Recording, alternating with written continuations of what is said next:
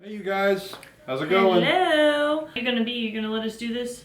You gonna let us do this intro? This video is about homeschooling. You guys have been asking us a lot of questions. Every time I've posted about homeschooling Isabel, you guys are always blowing up my DMs asking all sorts of questions about it. So, as promised, here is our homeschooling 101 video. Let's get into it. We are going to start with why, because that's a really popular question that we get. I mean, every time I've discussed it with somebody, like whether I'm getting my hair done or like I'm at talking to a friend or whatever about it, there's certain issues. One, about the level of public school in Florida. Yeah, specifically. For those of you that don't know, we live in Florida, and Cody's from Florida. And I'm pretty dumb. Yeah, that's great just to tell people that you're dumb and just we're dumb. Teaching our kids at school, right? No. Or at home.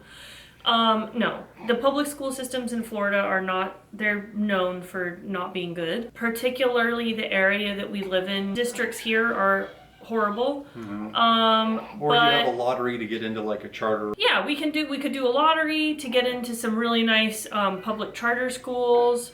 Then the next option, I would say the next tier would be Montessori. I don't know if I'm not saying like as far as they're better, it's just you have to pay for Montessori. And then I feel like the Montessori is kind of in between the public charter and the private. Which is insane. We're not going to pay a college tuition for school. Yeah. That's just not something that we want to do. Okay. So our vowels. We're going to practice the song, okay? In 3, 2, 1. I like to eat apples Apples and bananas. I like to eat apples and bananas. Going to E now. I like to eat apples and bananas. And bananas. I like to oot apples and bananas. There's also certain political things that are going on that like I don't really want to get into, that I don't really want to put Isabel into. It's very confusing out there. I can just leave it at that.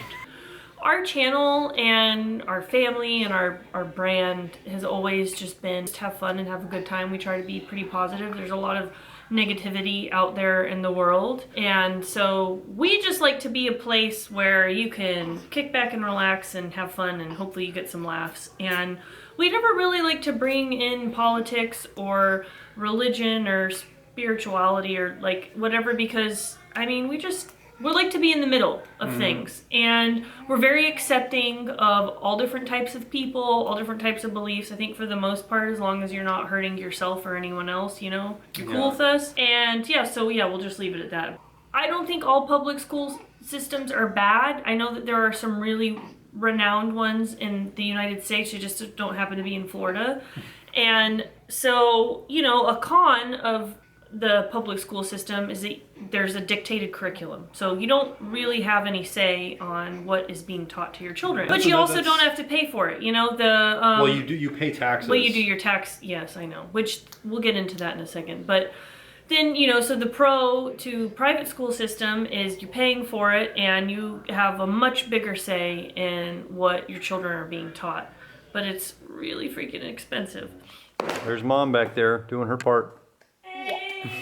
Word, which is look, by adding an S and ED. Looks. So yeah, you have looks. What's looks? Look at mommy, right? You could say look at mommy, or look at that chair. You could, when you're talking about someone else looking, you say Dad looks at mommy, or Mommy looks at the chair, or Mommy looks at ice cream. Mommy doesn't look at Daddy? Or that ice cream looks good. You have the ED, which is in the past. I looked at the picture. I looked at the painting. I looked at the ice cream. No! Oh my gosh, you're so funny. All right, go. No. No. How'd you say no to school? Sing. Sing. Fish. Can. Mom. Yeah, that says mom. What does that say? Her. Her.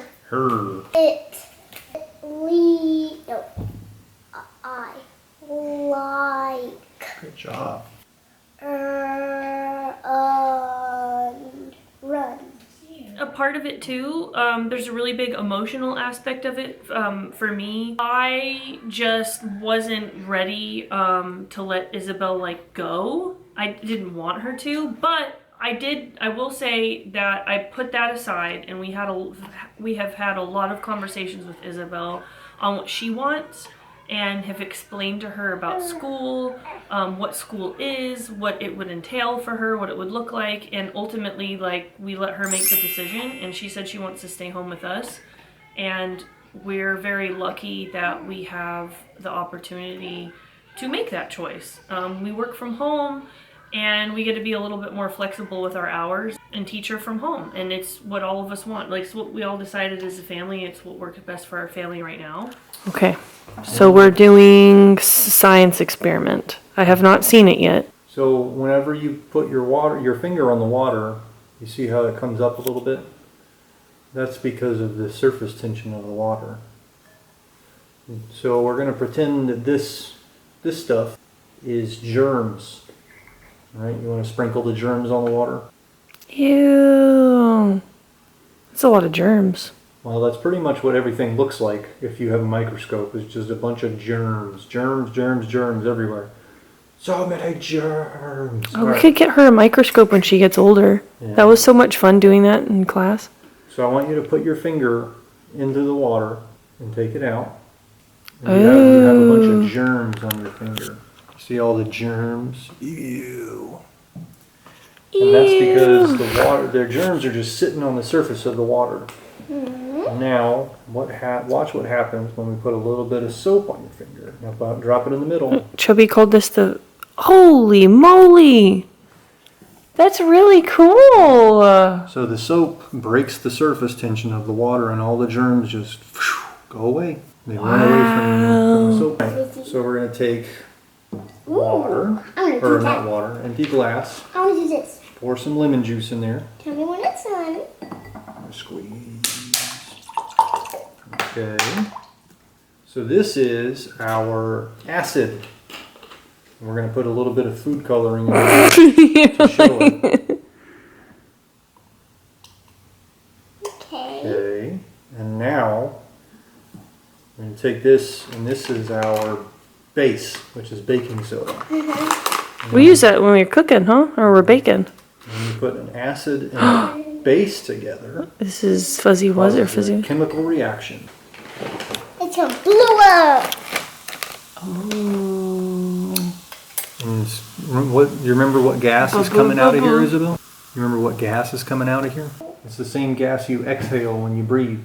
Carbon dioxide. No, Carbon say dioxide. carbon. Carbon dioxide. Good job. Because it's different for every state, so I can only speak on Florida and how the state laws work here. But what you have to do is file a letter of intent to homeschool with your superintendent In the school district for that your you live school in. district, which we've already done. You also have to do a annual evaluation, which they make sure that your child is staying up to date. But their first evaluation doesn't have to take place until they're 6 years old. So what's really cool about the annual evaluations is they can be done in a handful of ways. They can do them virtually, over the phone, on the computer. You can go to a testing site where it's administered, or you can also have an evaluator come to your house.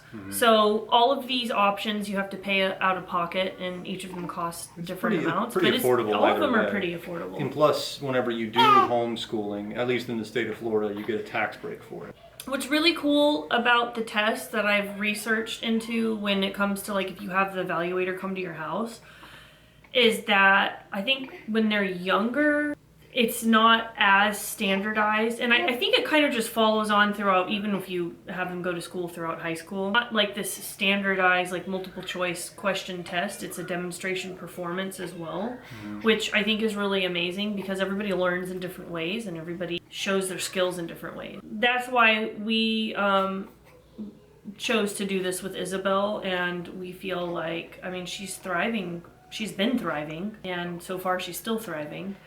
So, and we just decided, we'll give it 1 year and see how everything goes, And she's yet to do her first evaluation, but I feel that she's like, if not advanced beyond her, like the level she should be, that she's definitely right on there where she should be. No. You're going to solve the ones right here. Okay? 3. So 3 minus 2. 1. 1. So this next one I want you to do in your head without your calculator. What? If you can do this one in your head, you can use the calculator on the next one. 9 minus 3. 6, 7, 8, 9.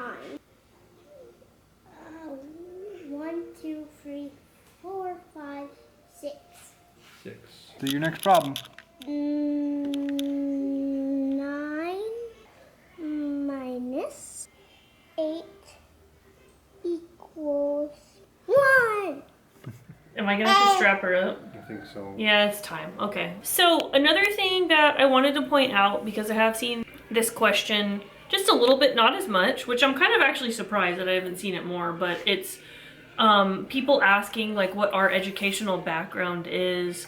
I've seen other people who homeschool on YouTube talk about how like they've gotten negative comments from people like, oh, you're not smart enough, or like you don't have your degree in education, so you can't do this, and blah blah blah. And Anybody can homeschool, first of all. anybody can, but I will say that as far as our like educational background goes, when I was in the military, the first 3 years that I was in, I worked on jets, like fighter jets, on the F-15E, Strike Eagle, and then the F-35.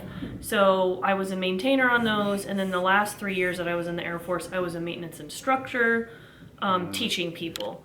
And my last 3 years in the Air Force, I was a community college of the Air Force instructor. So I was actually certified to provide college credits to my students. So I was college instructor essentially. And I also had my master's degree in exercise science. So I can teach the ABCs and 1, 2, 3s.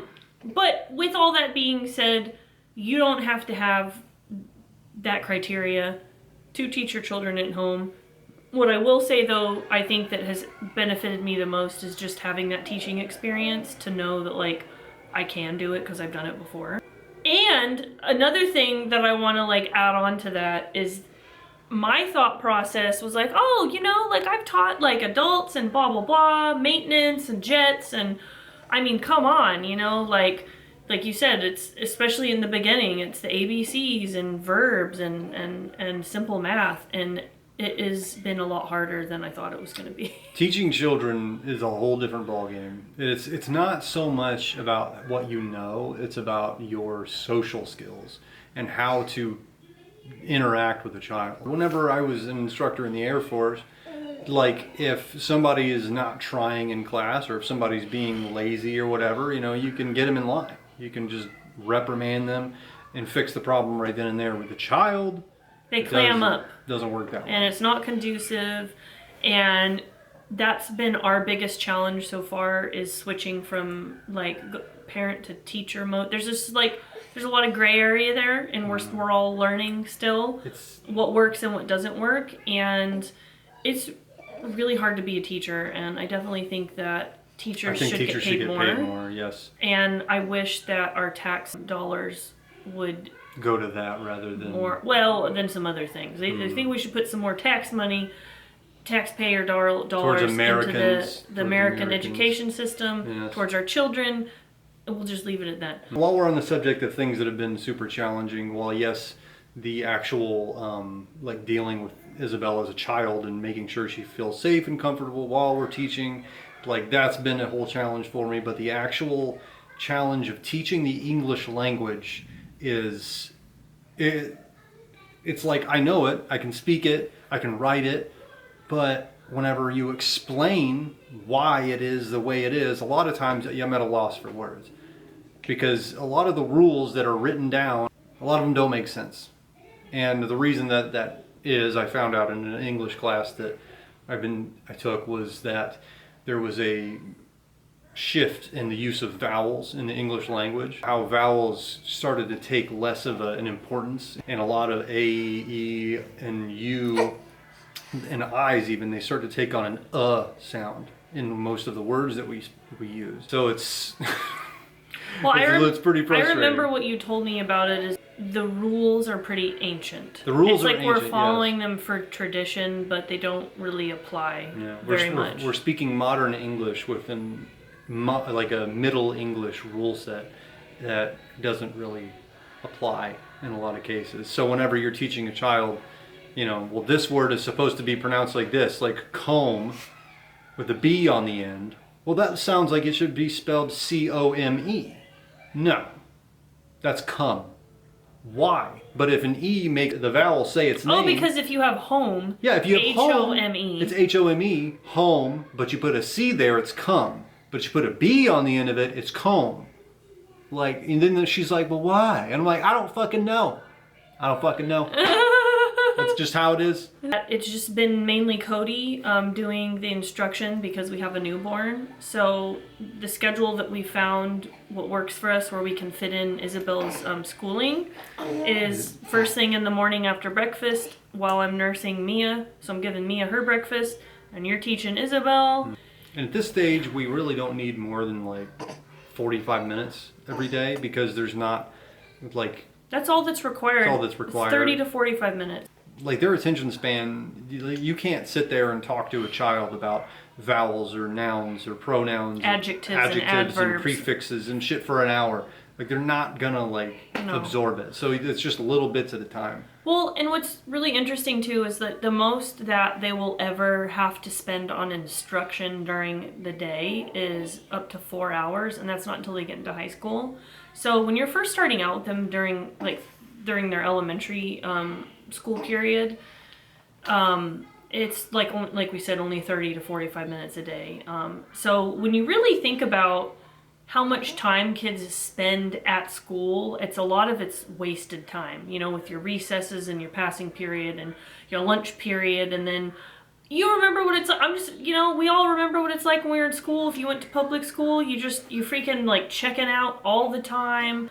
I feel like how we do it now, like how we are doing it, we're able to teach her in a multitude of ways. And teach her the things that actually matter. Yeah, it's like now we can even incorporate fractions while we're baking. Like me and Isabel really love to bake together.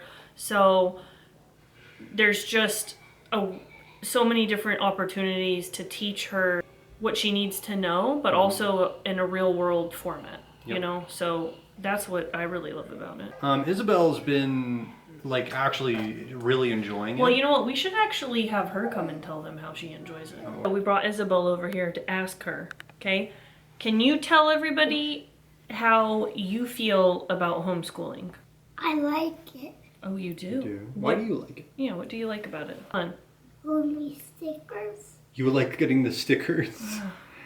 Do you like it that it's... What's your favorite subject? I like reading. The readings are good. Well, She's going she's we just did interrupt very- My Little Pony. But yes, we've talked to Isabel about it multiple times on whether or not she would want to go to public school or stay at home with us, and she keeps saying that she wants to do it this way. So she's enjoying it.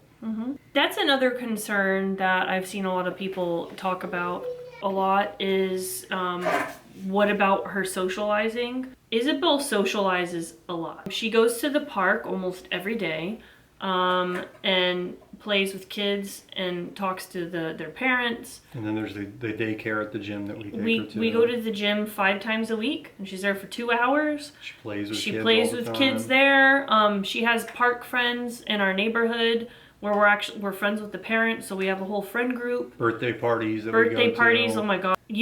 For all the parents out there, you guys know it gets overwhelming with birthday parties sometimes, where it's just there's a cluster each year where it's just like birthday party, birthday party, birthday party, and then it's your kid's birthday party, and you're like, oh my god, Yeah. how many more birthday parties are you gonna do? But I do love birthday parties. She's got more. but-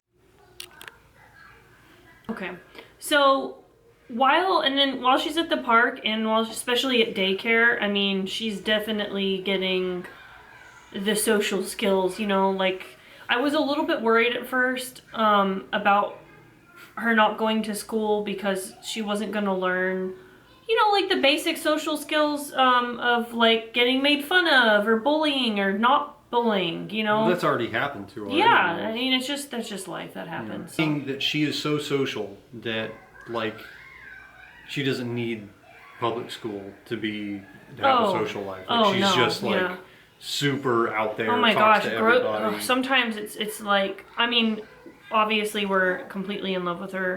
She's the best thing that's ever happened to us besides her sister and us finding each other. Sometimes I just want to go into the grocery store and get in and get out. And when we have Isabel, That doesn't happen. that does not happen because everyone's her friend and she has a bestie everywhere we go. She started this new thing now where She has a bestie at every store we go to. so we'll She's got, like leave Whole Foods and she'll be like, so and so is my Whole Foods bestie. And if there's like a restaurant, there's our favorite pho place that we go to, and she has a bestie there. We're very social people also. We're always going out. We're always leaving the house. We like to go to restaurants, you know, when it's time for us to eat off plan. And so she obviously gets that from us, but she's just on a much larger scale, like on steroids. Say about As far me. as Mia goes, we're going to be following the same format. Whenever she turns 5, we're going to start homeschooling her as well, and Isabel's going to be able to help too, because by that time she'll be 10 and she'll be able to teach her alphabet and teach her ABCs and her reading and It'll be a everything whole like that. family affair. We're very close family, and so far, overall, we're really loving it.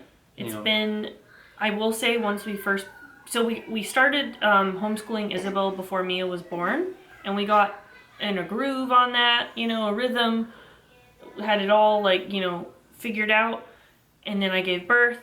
And within the first like week of us bringing Mia home, we're like, holy shit, how are we gonna do this? I kind of panicked a little bit because I was like, oh my gosh, maybe homeschooling's not gonna work out. And then we figured it out. It was just obviously like a huge, I mean, you just feel like that anytime you have a kid. It's like, oh my gosh, how are we gonna do this? How are we gonna figure out my life? But Yeah. The you snow just globe, figure it out though. the snow globe gets turned upside down, and you just gotta let all the pieces fall and, you know, sort it out.